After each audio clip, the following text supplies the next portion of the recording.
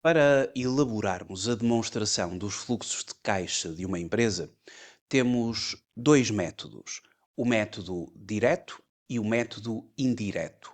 Se bem que, de acordo com o regime geral do Sistema de Normalização Contabilística, a apresentação da demonstração dos fluxos de caixa é feita através do método direto. No entanto, o método indireto é absolutamente imprescindível conhecê-lo para efeitos de uma análise financeira, fazer uma reconciliação, tomando como ponto de partida um resultado líquido do período da empresa, até chegar ao valor de caixa equivalentes de caixa. Neste vídeo vamos efetivamente analisar os dois métodos, o método direto e indireto, para a elaboração da demonstração dos fluxos de caixa. Antes quero começar por lhe agradecer o facto de estar a visualizar este vídeo. Sejam muito bem-vindos à Certform Escola de Formação Prática. O meu nome é Miguel Fragoso, eu sou economista e contabilista certificado e sou formador nas áreas da contabilidade, fiscalidade, finanças empresariais e gestão de negócios. A demonstração dos fluxos de caixa é baseada naquilo a que se chama o regime de caixa, em contraposição com a demonstração dos resultados, que é elaborada na base do regime do acréscimo. Ou seja, o regime do acréscimo, que está então na base da demonstração dos resultados, diz-nos o seguinte: os rendimentos e os gastos devem ser reconhecidos no período a que dizem respeito, independentemente do recebimento ou do pagamento ocorrer em período ou em períodos subsequentes.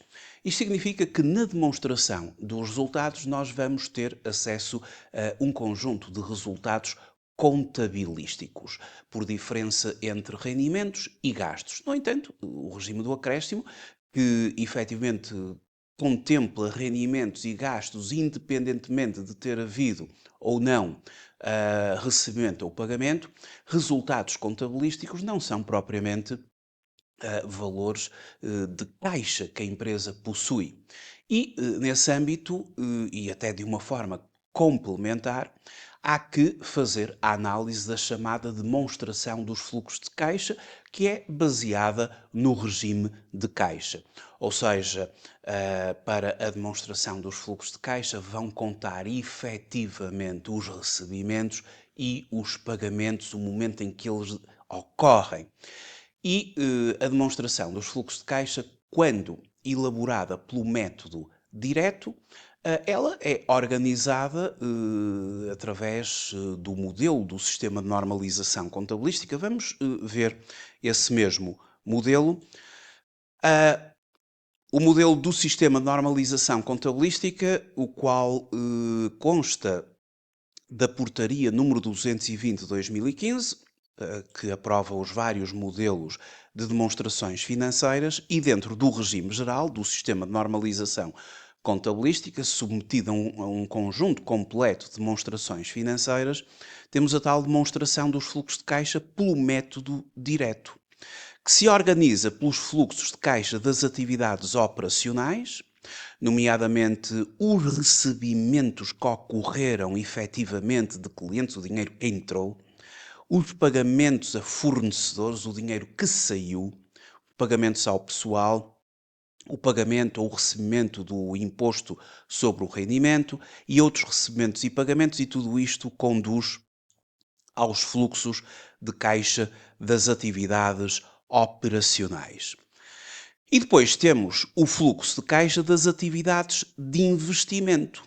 Os pagamentos respeitantes a ativos fixos tangíveis, intangíveis, investimentos financeiros e os recebimentos provenientes também de ativos fixos tangíveis, intangíveis, investimentos financeiros, os recebimentos de subsídios ao investimento, de juros e rendimentos similares derivados aqui da atividade de investimento, dos dividendos derivados aqui da atividade de investimento, tudo isto e a soma algébrica, pagamentos com sinal negativo, recebimentos com sinal positivo, gera os fluxos de caixa das atividades de investimento.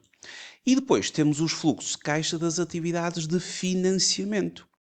Ou seja, os recebimentos que vem de financiamentos obtidos, junto de bancos, por exemplo, de realizações de capital e outros instrumentos de capital próprio, por exemplo, as prestações suplementares, as doações, a cobertura de prejuízos e depois os pagamentos respeitantes a financiamentos obtidos, amortização de capital, os juros e gastos similares, os dividendos que a empresa paga relativamente aos seus acionistas, aos seus sócios, que são financiadores da entidade.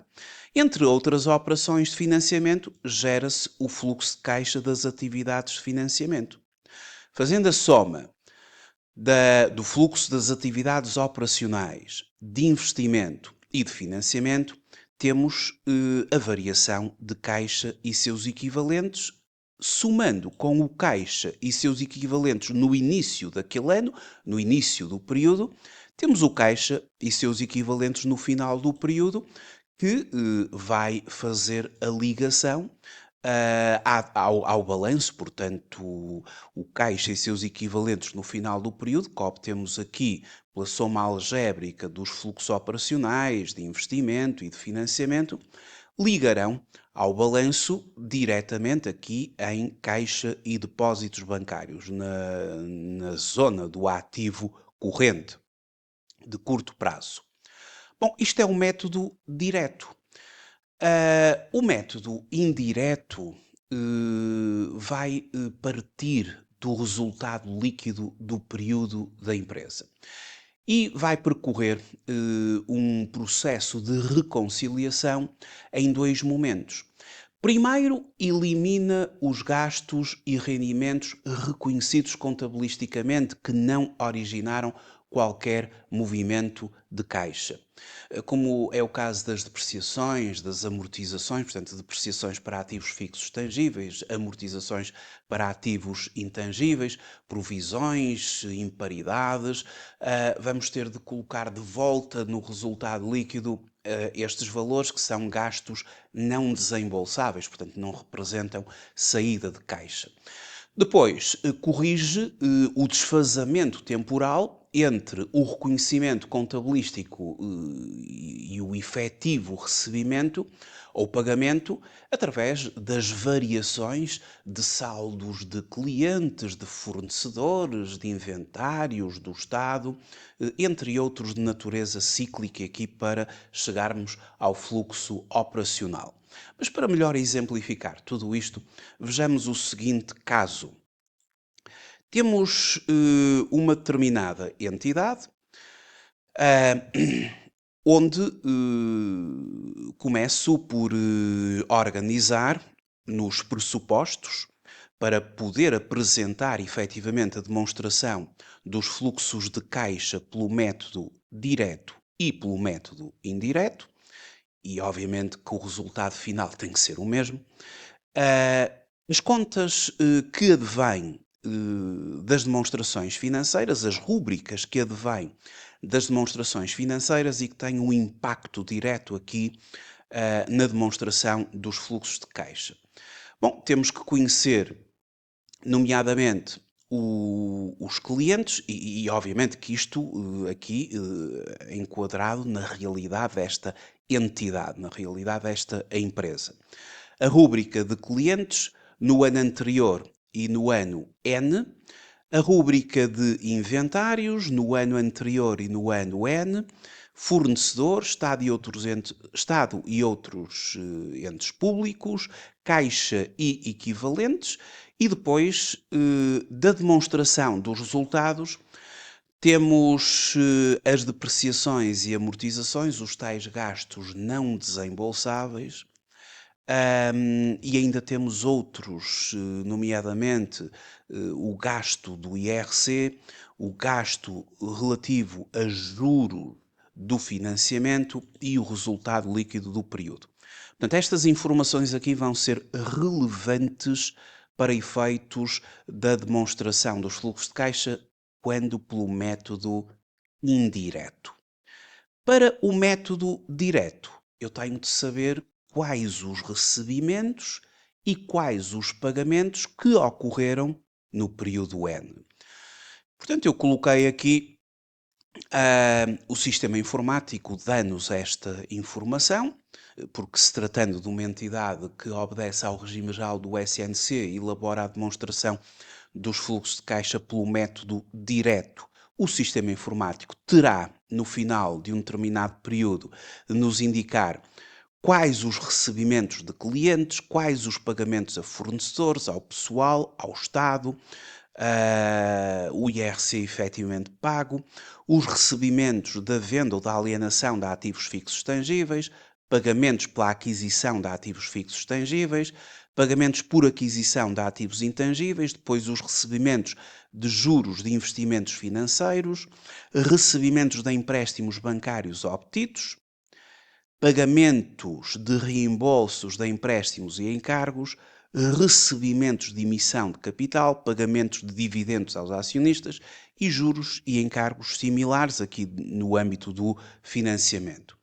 Portanto, o sistema informático em fluxos de caixa deu-nos aqui no método direto esta informação e rapidamente aplicamos tudo isto porque pelo método direto vamos ter a apresentação da demonstração dos fluxos de caixa, organizada então nas suas atividades operacionais, o que vem dos recebimentos de clientes, ali está o valor, 8 milhões e 400 mil euros, e depois os pagamentos aos fornecedores, 3 milhões 840, portanto vem ali dos pressupostos e assim sucessivamente, portanto, pagamentos ao pessoal, pagamentos ao Estado e depois o próprio pagamento do IRC. Portanto, tudo isto nos permite ter aqui uma soma algébrica de 1.980.000 euros, o fluxo líquido das atividades operacionais. Em termos de atividades de investimento, recebimentos pela venda de ativos fixos tangíveis, 95 mil. Pagamentos por aquisição de ativos fixos tangíveis, 850 mil. Pagamentos por aquisição de ativos intangíveis, 120 mil. Recebimento de juros de investimentos financeiros, portanto, aqui advém da atividade de investimento e a soma algébrica destas rúbricas do investimento prefaz então um montante de 830 mil euros negativos, ou seja, é normal que nas atividades de investimento os pagamentos tenham sido superiores aos recebimentos. No entanto, aqui o fluxo líquido das atividades operacionais foi suficientemente robusto para poder fazer face aqui ao fluxo líquido das atividades de investimento e haver um free cash flow ainda positivo, a diferença entre operacionais e investimento. No financiamento, um empréstimo de 1.200.000 euros, que entra obviamente com sinal positivo, as amortizações de capital, ou seja, os reembolsos de empréstimos e encargos. Depois temos aqui um recebimento de emissão de capital, pagamentos de dividendos aos acionistas, claro está, os acionistas são financiadores da empresa, portanto, entre o pagamento de dividendos e de lucros, traduz-se aqui num fluxo negativo nas atividades de financiamento e depois os juros e encargos similares pagos, aqui relativamente ao financiamento, aos empréstimos de 290 mil euros. Portanto, a soma algébrica aqui das atividades de financiamento prefaz negativo 20 mil euros. Seguidamente, fazemos então aqui um resumo do fluxo líquido das atividades operacionais, das atividades de investimento, das atividades de financiamento. A soma algébrica dá a chamada variação líquida de caixa equivalentes e depois verifica-se que no início do ano ou no final do ano anterior, o final do ano anterior é o início do presente ano, a empresa possuía caixa equivalentes de 620 mil euros. ao longo do período foi capaz de ter uma variação líquida de caixa equivalentes de 1.130.000 euros e chega ao final, o saldo final, à data de relato, é de 1.750.000. Portanto, acabei agora de fazer, no fundo, a apresentação da demonstração dos fluxos de caixa através do método direto. É o método que, no âmbito do regime geral do sistema de normalização contabilística, é o obrigatório, é este. E, portanto, o relato financeiro da entidade, num conjunto completo de demonstrações financeiras, conforme o regime geral do SNC, eu teria de apresentar assim, desta forma, a minha demonstração dos fluxos de caixa. Agora, para efeitos de uma ferramenta de análise financeira no âmbito das finanças empresariais, é muito importante conhecermos o funcionamento do método indireto. O nosso ponto de partida vai ser o resultado líquido do período e vamos fazer um conjunto de correções a esse resultado líquido do período, uma reconciliação até chegar ao valor do caixa. Porque o resultado líquido do período é um resultado contabilístico. Ele resultou da diferença entre todos os rendimentos e todos os gastos que a entidade incorporou ao longo do período, ao longo do ano. Gastos e rendimentos do período. Mas esse resultado líquido do período está influenciado pelo regime do acréscimo.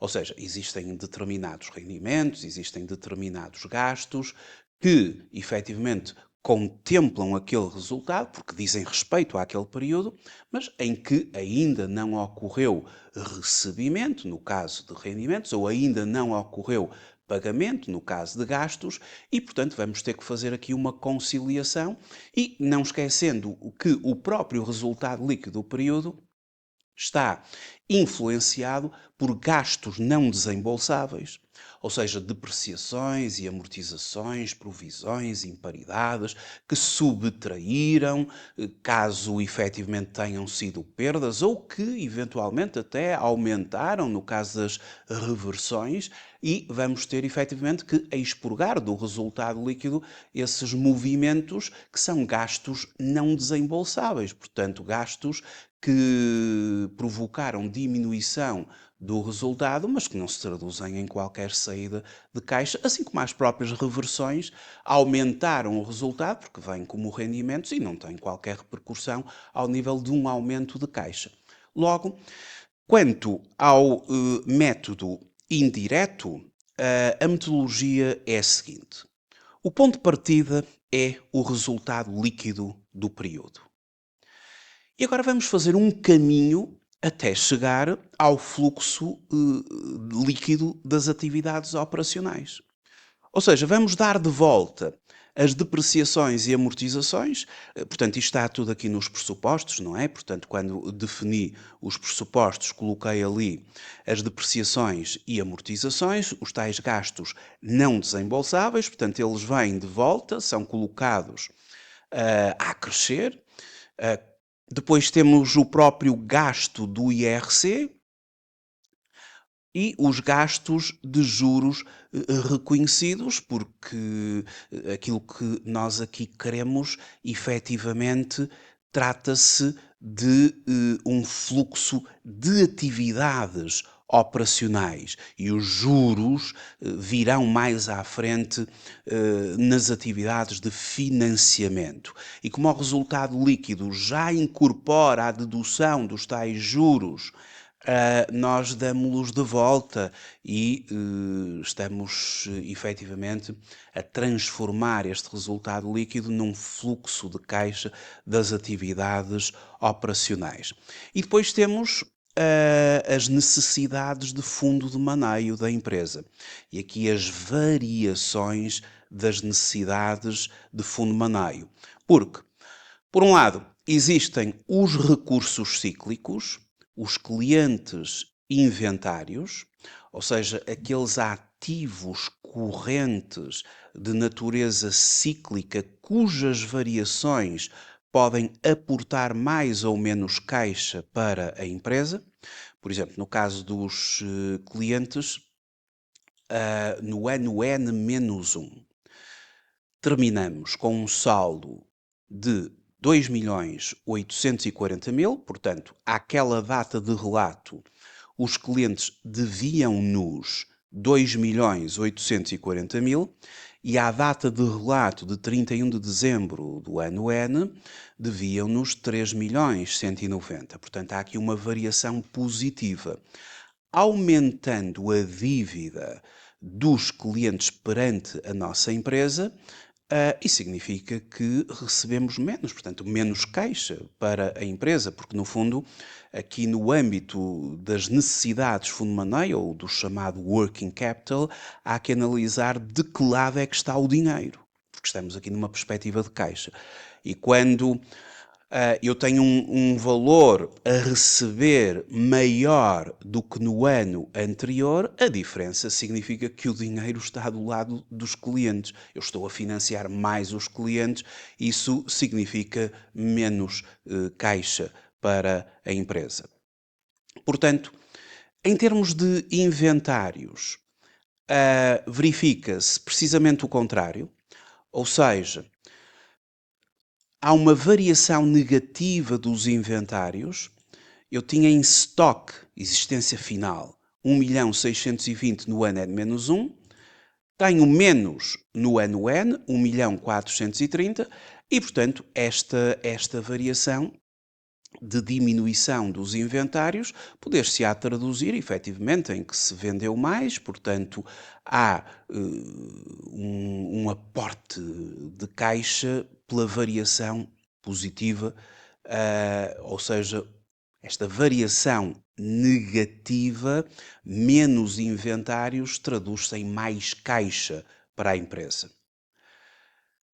Fornecedores. Os fornecedores já estamos nos chamados recursos cíclicos. Ou seja, clientes e inventários são necessidades cíclicas. Fornecedores e Estado quando credor. Ou seja, quando há dívida ao Estado, estamos a falar de recursos cíclicos. Porque é tal situação. De que lado está o dinheiro? E enquanto tivermos dívida a fornecedores, os fornecedores estão a financiar a nossa atividade, o dinheiro está do nosso lado. Enquanto devermos ao Estado impostos, enquanto o Estado for nosso credor, enquanto não chegarem os prazos para pagamento dos impostos, o dinheiro vai circulando dentro da empresa. E estas variações vão ditar se houve aporte ou redução ou consumo de caixa. Quando nós temos, por exemplo, em fornecedores que no ano N-1, ou à data de relato, 31 de dezembro de N-1, um saldo de 1.150.000, ou seja, dívida a fornecedores 1.150.000. E no ano N há um aumento dessa dívida para 1.320.000, ou seja, uma variação de 170.000 euros.